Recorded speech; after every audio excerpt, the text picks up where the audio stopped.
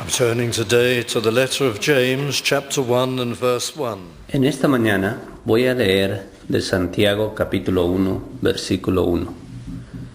Jacobo, siervo de Dios y del Señor Jesucristo, a las 12 tribus que están esparcidas, saludos. Nuestro tema en el día de hoy es las pruebas de la fe. Dios mediante, propongo iniciar una serie de enseñanzas de este libro maravilloso de Santiago.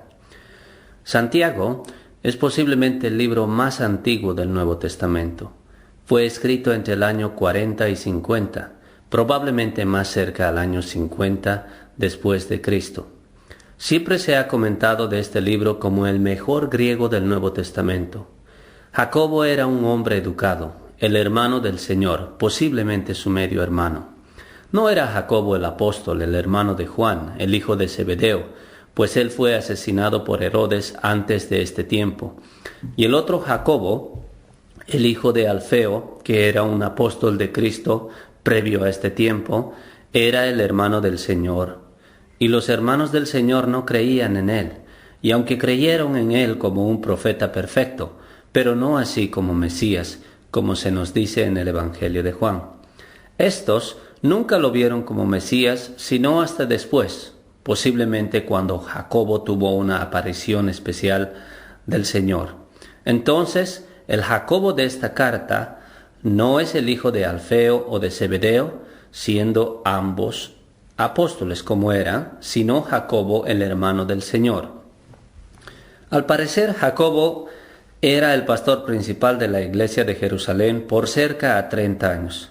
Santiago es la más antigua de las epístolas del Nuevo Testamento.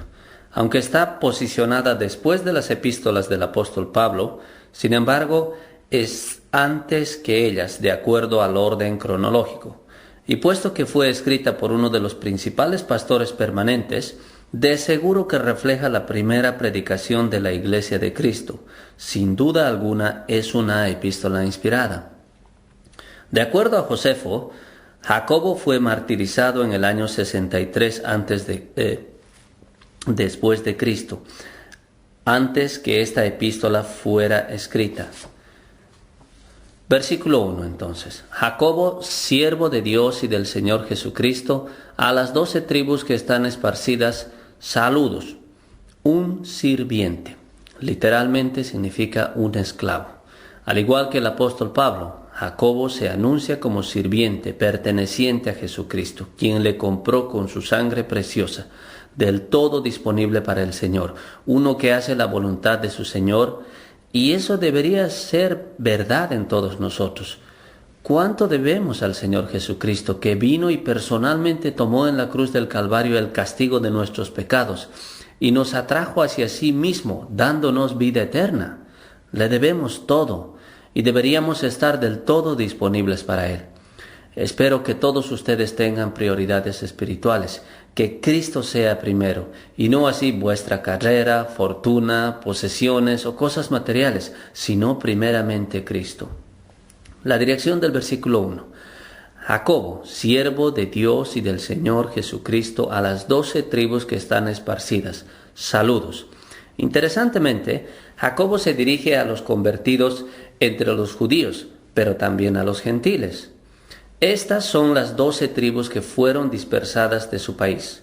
Los judíos ya habían sido dispersados muchas veces, por ejemplo en el año 722 a.C., en la caída de Samaria, cuando las 10 tribus del norte de Israel fueron dispersadas y llevadas cautivas. Y así el evangelio fue dispersado con ellos, y muchos de los judíos fueron convertidos. Después hubo muchos de entre los judíos de Jerusalén que fueron dispersados por la persecución en Jerusalén, y así Jacobo se dirige a ellos, a los que están unidos en Cristo.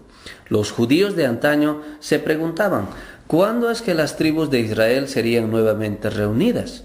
Y la respuesta es que ellos están unidos por los judíos convertidos que se unen a la iglesia de Jesucristo. Bueno, Jacobo el escritor se dirige a todos estos judíos. La carta llegaría a todas partes. Versículo 2. Hermanos. Él escribe principalmente a los convertidos. Hermanos, Lo repite en el versículo 19 y en el primer versículo del capítulo 2. Hermanos. Esta es una carta para cristianos, aunque hay pasajes y textos maravillosos que pueden ser usados para apelar y llevar a Cristo a los que no son cristianos. Hermanos míos, tened por sumo gozo cuando cayereis en diversas tentaciones.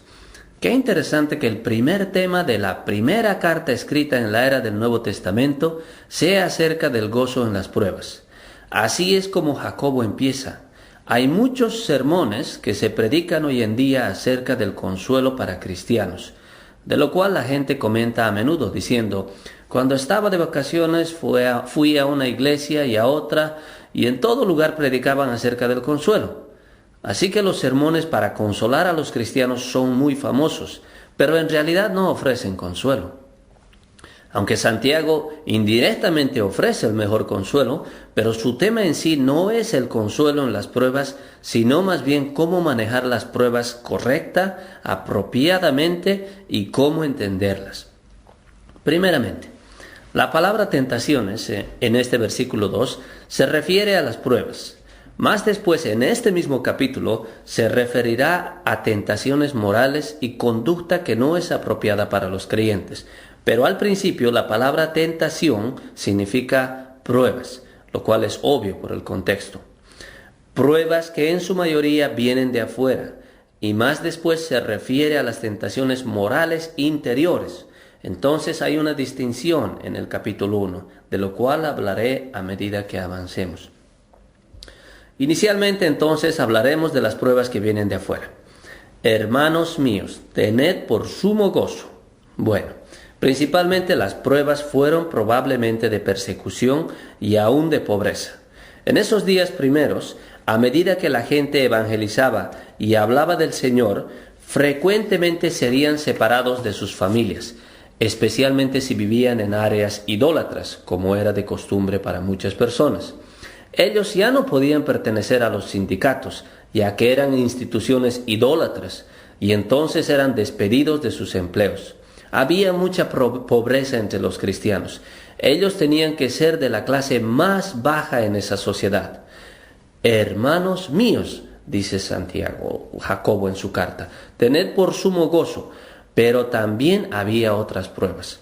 Todo tipo de pruebas para los creyentes, de lo cual hablaremos más adelante. Sin embargo, dice en el versículo 2, tened por sumo gozo, estad contentos acerca de las pruebas, pero son difíciles y duras y tienen que ser esperadas por los cristianos, aunque sean difíciles de sobrellevar. La gente podrá resentirse contigo, burlarse, ponerte en desventaja. Cualquier cosa puede pasar. ¿Cómo tiene que responder el cristiano? Bueno, podrán lastimarte, tal vez la vida se te haga difícil, podrás estar triste. Pero Cristo dijo, al estar en el jardín de Getsemaní, que su alma estaba muy triste, hasta la muerte. En otras ocasiones él suspiró profundamente en lo interior cuando vio las consecuencias del pecado y de la incredulidad.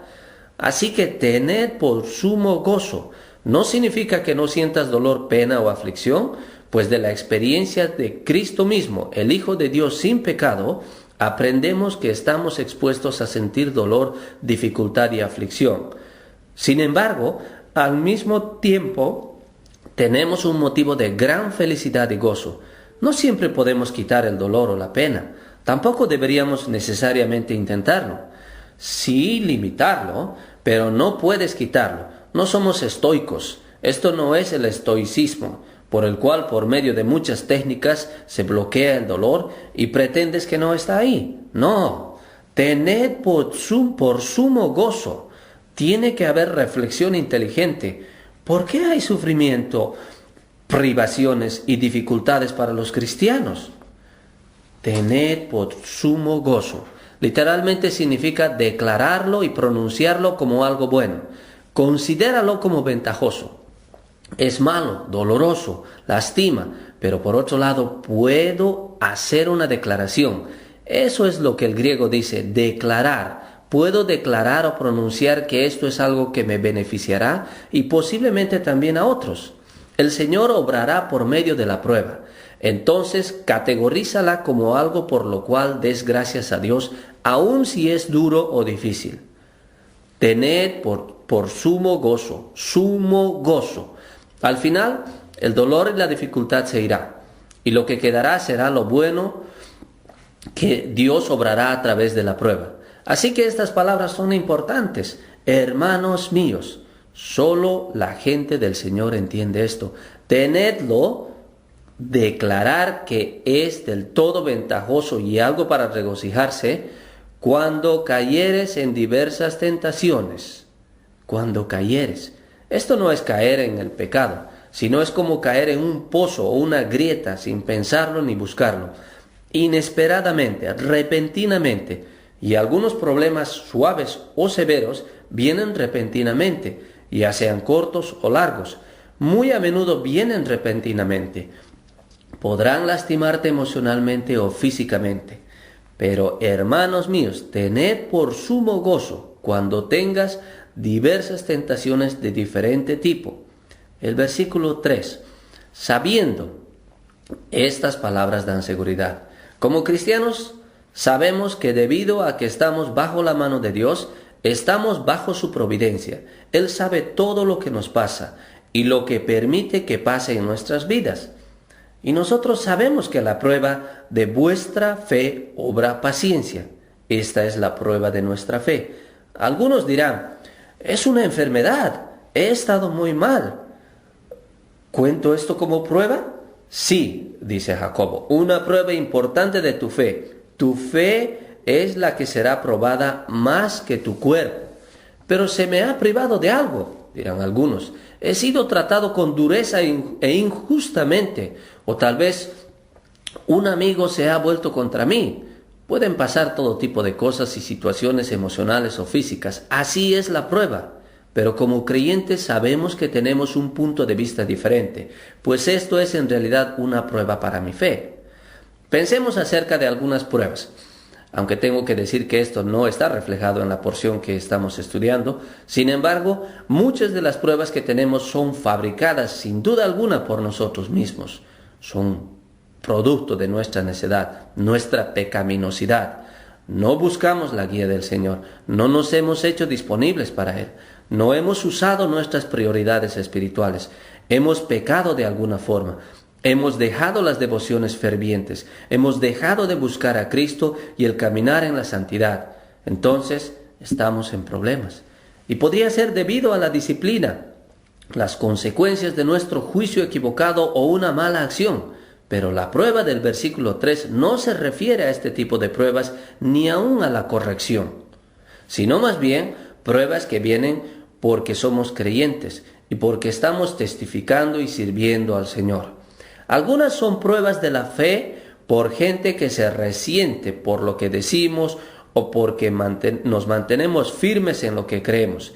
Pero también hay pruebas, posiblemente numerosas, que el Señor permite que nos sobrevengan porque nos está entrenando.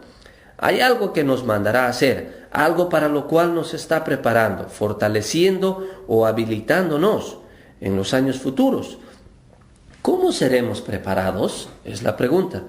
Con entrenamiento, pruebas de nuestra fe, dificultades que vienen a nuestro camino, las cuales nos habilitan y nos dan la oportunidad para comprobar al Señor, nos hacen orar, nos hacen sufrir pacientemente y nos hacen pacientes. También hay pruebas para testificar. ¿Cuántas personas hay cuyos corazones, por ejemplo, han sido tocados y fueron a Cristo y fueron salvos porque fueron impresionados ante la forma como algunos de sus seres queridos o amistades sobrellevaron sus pruebas? Las pruebas pueden ser un testimonio. Demuestran a la gente que realmente dependemos de los recursos divinos, que no nos derrumbamos, que no reaccionamos de mala manera y egoístamente. Prueban el carácter cristiano. Nuestras pruebas son un testimonio efectivo. Muy a menudo se dice que una de las grandes razones para el avivamiento durante la Reforma inglesa fue el hecho de que la gente fue impresionada por lo que pasó. Ellos inicialmente se dieron cita para ver las hogueras, burlarse y gritar a los mártires, quienes al no renunciar a su fe, cambió y movió el corazón de su público, que estaban observando cómo les estaban martirizando. Y así tu prueba hablará a alguien. Entonces las pruebas son comúnmente de inmenso valor. Posiblemente pueden también ser un ejemplo para los cristianos jóvenes.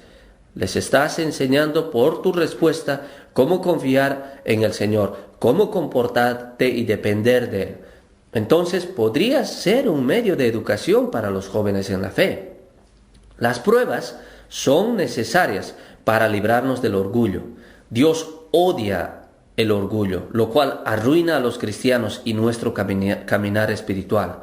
Imagínate no tener pruebas ni dificultades. Si Dios nos protege, muy pronto pensaríamos de esta forma: mira lo que he hecho, cuán llevadera es mi vida, cómo todo lo que toco se vuelve en oro, todo me va bien, cuán exitoso soy. Tal vez no lo articulamos de esta forma, pero en el fondo creemos que hemos logrado estas cosas por nosotros mismos. Cuando las pruebas nos derrumban, dependemos del Señor, venimos a Él y pedimos ayuda, y recibimos conscientemente su ayuda y fortaleza, le apreciamos, nos hacemos humildes y nos damos cuenta cuánto le necesitamos. Así que Dios en su bondad permitirá que el cristiano más fuerte, hábil y con dones tenga pruebas para mantener al tal hombre o mujer en humildad, dependiendo de Dios. Entonces las pruebas nos libran de decir: he hecho esto o he hecho el otro por mí mismo. Por otro lado, aunque suene negativo, las pruebas son también valiosas porque nos demuestran que vivimos en un mundo caído. Tenemos la esperanza del cielo, esperamos la gloria, creemos en Cristo, amamos a Dios, pero este mundo y mi corazón son caídos, llenos de iniquidad, engaño, maldad e insuficiencia. Pero pronto me olvido de esto y pienso y digo: este mueble es bonito, este departamento es hermoso, este carro es bonito, este trabajo es bueno, este mundo es un lugar bueno. Pero las pruebas nos recuerdan que este mundo es caído y pecaminoso. Entonces, ¿cómo debería ser el caso de todos nosotros? Elevamos nuestras vidas, valoramos el cielo, a Dios y a las cosas preciosas y eternas. Así que las pruebas nos mantienen en perspectiva y mantienen nuestra mirada en las cosas correctas. Y por supuesto, ni necesito decirlo, que las pruebas nos llevan a la oración, a la dependencia en Dios y a confiar en el gozo espiritual.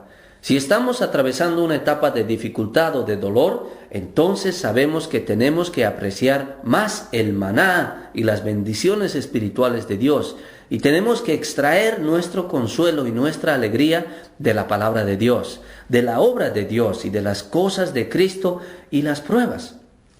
Obviamente, también las pruebas nos hacen compasivos con otras personas que también pasan por las pruebas.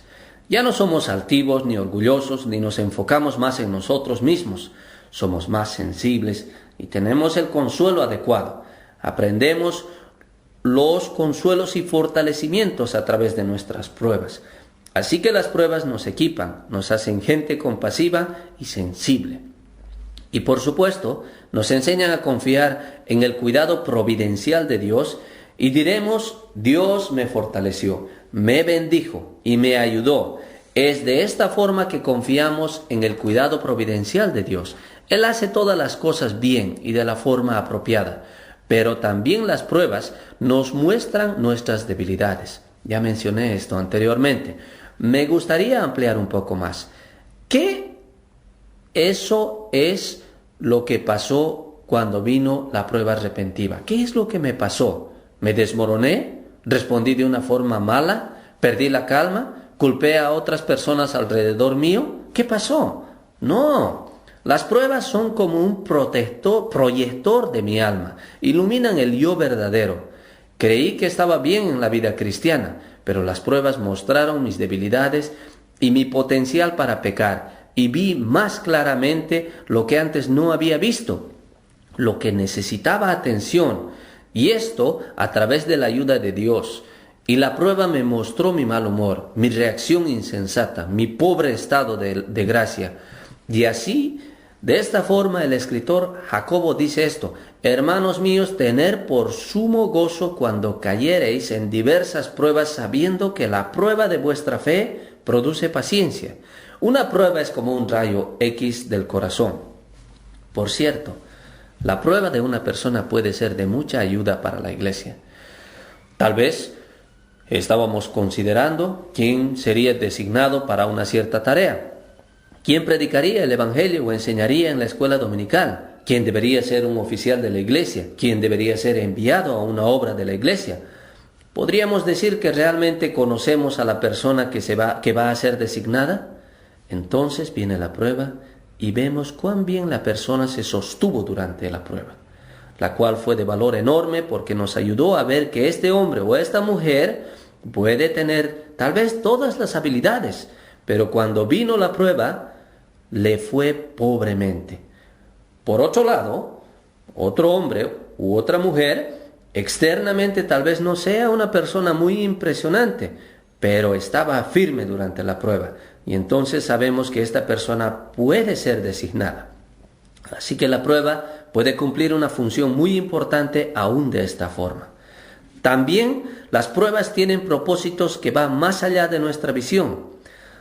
Recordarás que Satanás está ilustrado en el Antiguo Testamento diciendo a Dios que ¿acaso Job te alaba desinteresadamente? Y Dios permitió y dio a Job una gran prueba para demostrar que la fe de Job, a pesar de que él dijo cosas indignas durante su prueba y su cuerpo fue tambaleado, así como su fe en cierta medida, sin embargo, con todo esto, nunca él se separó del Señor. Aun cuando llegó a perder sus propiedades, su familia, y estaba sin posesiones materiales ni reputación, pero con todo su fe en Dios se mantuvo, y las pruebas mostraron que Satanás estaba erróneo y que la salvación es verdadera. Y así, la demostración continúa con nosotros. Se nos dice en Efesios capítulo 3, versículo 10, que aún los ángeles son instruidos al mirar a la gente de Dios y ver cómo se sostienen, comprueban al Señor y soportan. Así que nuestras pruebas tienen propósitos que van más allá de nuestro propio beneficio y preparación espiritual. Creo que este es un pasaje tremendo. Sabiendo que la prueba de vuestra fe obra paciencia. Sabiendo esto, que la prueba de vuestra fe, en el versículo 3, produce paciencia. Cuando tengas una prueba, puedes estar seguro de que Satanás de alguna forma sutilmente te susurrará en el oído que Dios no es verdadero. Dios no está ahí. Cristo no se preocupa por ti, que está muy alejado y no tiene intención de ayudarte, que Dios permite que te pasen cosas que no son justas ni correctas. Entonces el tentador vendrá y te incentivará a sentir pena por ti mismo, a que no testifiques, pues no vale la pena. La gente se vuelve contra ti. Él te desalentará de trabajar, de tu fe, de todo. Y también puede ser que te diga, estas pruebas son verdaderas. Cristo es verdadero. Está ahí, pero tú no eres suyo. Nunca lo has encontrado, no le perteneces, no lo conoces. Eso será una prueba para tu fe. Habrán ataques, pero sin importar cuán severas sean las pruebas, inmediatamente ve a Cristo de rodillas y pídele que te ayude. Afírmale tu amor, tu entrega, tu dedicación. No murmures, no dudes, tampoco reacciones mal. A veces tú ves a cristianos que reaccionan mal ante una molestia menor, una cosa pequeña, y se enojan, se acaloran. Queridos amigos, tengamos sabiduría. Cuando vienen las agravaciones y molestias pequeñas, ora y sopórtalas, porque mientras más aguantes las agravaciones pequeñas, lidiarás mejor con las pruebas más grandes. Si reaccionas mal ante las agravaciones pequeñas, ¿qué es lo que pasará contigo cuando las pruebas mayores vengan? Entonces, todos los días en las cosas pequeñas trata de soportar las agravaciones, las irritaciones y los inconvenientes. Y así nos prepararemos para las pruebas mayores. Estas son cosas pequeñas. ¿Por qué estamos tropezando ante estas cosas siendo cristianos? Nuevamente en el versículo 3, sabiendo esto que la prueba de vuestra fe obra paciencia. Paciencia. Algunos lo traducen como resistencia. Es una palabra maravillosa. Si es manejada apropiadamente, comprobará al Señor con oración y fe. Eso es tus pruebas. Cada prueba nos permitirá soportar cosas más difíciles. Fíjate en el versículo 4. Mas tenga la paciencia su obra completa para que seáis perfectos, completos y cabales sin que os falte cosa alguna. Qué cosa más triste el ser incompleto como cristiano. Tienes fe, has confiado en Cristo, has creído en el Calvario, te has arrepentido de tu pecado, has sido limpiado, de seguro que tienes vida espiritual y disfrutas de la comunión con Dios, conoces y valoras el hecho de que irás al cielo, entiendes bastante de la palabra, la amas. Hay tantas cosas que están bien, pero tú no eres una persona completa. Hay algo que está faltando. No es una extremidad o una facultad, sino la paciencia. No está ahí. Eres difícil de tratar, no soportas nada, te falta una extremidad espiritual. Que la paciencia forme una obra completa en tu vida, en tu corazón. La necesitas desesperadamente, no puedes vivir sin ella. Y así los problemas, si se los maneja de una forma adecuada, pueden hacer que la paciencia sea fortalecida. Mas tenga la paciencia su obra completa para que seáis perfectos y cabales sin que os falte, sin necesitar. Eso significa nada. La paciencia te establece e incrementa tu confianza. La paciencia hace que no necesites cosas terrenales. Te protege de que tu felicidad dependa de algún entretenimiento mundano, como por ejemplo la televisión, para hacerte olvidar tus pruebas. Tú no necesitas recurrir a las cosas terrenales ligeras y deshonrosas. No tienes que recurrir a lo que se llama la terapia del comercio, porque la paciencia significa que tú no necesitas tales cosas terrenales. La paciencia te hace inquebrantable. La paciencia te ayuda a someterte a la voluntad de Dios y te hace pensar en otros. La persona impaciente está preocupada consigo misma. La persona paciente, como verás, se preocupa por otros. La paciencia no es dada por completo en la conversión. Es algo que tú tienes que edificar a través de la vida cristiana. Entonces, que la paciencia haga su trabajo, dice Jacobo, para que seáis perfectos y completos. Y luego, a medida que vamos a concluir, la paciencia, en el versículo 5, y si alguno de vosotros tiene falta de sabiduría, pídala a Dios. El tema no ha cambiado, continúa el mismo. Así que dentro del contexto de las pruebas decimos, si a alguno le falta sabiduría acerca de las pruebas, pero algunos dirán, quiero saber acerca de mi prueba. ¿Cuál será el resultado? ¿A dónde me llevará? ¿Cómo tengo que dirigirme? ¿Por qué tengo esta prueba? No, creo que este no es el tipo de sabiduría que Jacobo tiene en mente en este versículo. La sabiduría que necesitamos para las pruebas es el entender el propósito de las pruebas y ya les he dado una lista de los beneficios de las pruebas.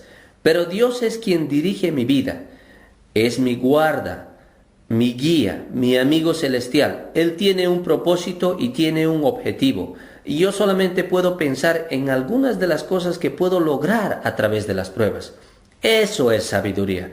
Si a alguna persona le falta sabiduría acerca de las pruebas, del propósito de Dios para su vida y del valor de las pruebas, de lo que Dios puede hacer con ellas, entonces esta sabiduría incrementa nuestra capacidad para soportar la prueba. ¿Es apropiado buscar guía para tratar con nuestra situación difícil? Por supuesto que podemos hacerlo. Es también sabiduría válida, pero la sabiduría principal es saber qué es lo que estas pruebas van a lograr. Entonces podemos tal vez decir, estoy en un problema muy serio. No esperaba que esto me pasaría. Todo me estaba yendo tan bien y de repente vino esta gran prueba. Pero posiblemente estoy siendo entrenado y debería respetar la providencia de Dios. Tal vez tengo que testificar a mi familia y a los de alrededor mío a través de mi respuesta y mostrarles cómo es que amo a mi Señor y cómo dependo de Él. Posiblemente tengo que dar un ejemplo a los cristianos jóvenes para que ellos sean fortalecidos en su caminar en la vida al ver cómo es que yo trato con mi prueba. Tal vez estoy siendo librado del orgullo traicionero y terrible y podría pensar bien de mí mismo, de no tener las pruebas que hagan que me apoye en Dios. Tal vez no he estado valorando lo suficiente mi herencia celestial y tengo que ver las desventajas del mundo y de las cosas materiales. Tal vez necesito la mano firme de Dios para que me lleve a la oración a través de mis circunstancias. Tal vez necesito valorar más los gozos espirituales, pues he estado viviendo los gozos terrenales y tal vez algunos de ellos son válidos. Por ejemplo, la felicidad familiar, tus amigos, tu esposa, tu esposo, aún las bendiciones materiales que Dios te ha dado. Pero estas cosas han eclipsado mi apreciación de las cosas espirituales y entonces la prueba viene para balancear estas cosas. Tal vez tengo que aprender a ser compasivo. Tal vez necesito más confianza. Posiblemente necesito tomar parte en esta gran demostración a los ángeles y a Satanás, quien ve todo de una forma negativa. Pero también para demostrar que mi salvación es verdadera, que amo a Cristo, y para procesar las cosas de acuerdo a su propósito. Esta es la sabiduría que nos ayuda. Estos son los versículos de apertura que nos hablan de los problemas que vienen de afuera. Y Jacobo continuará en su primera exhortación o instrucción para la iglesia cristiana expresada en una carta. Jacobo continuará hablando acerca de las pruebas que vienen del interior, las tentaciones del corazón. Que el Señor nos ayude en todas estas cosas. Permíteme leer los versículos y culminamos. Versículo 2. Hermanos míos, tened por sumo gozo cuando os halléis en diversas pruebas, sabiendo que la prueba de nuestra fe produce paciencia, mas tenga la paciencia su obra completa. Y el versículo 5. Y si alguno de vosotros tiene falta de sabiduría, queridos amigos, tengan sabiduría, y eso les va a mantener cercanos al Señor.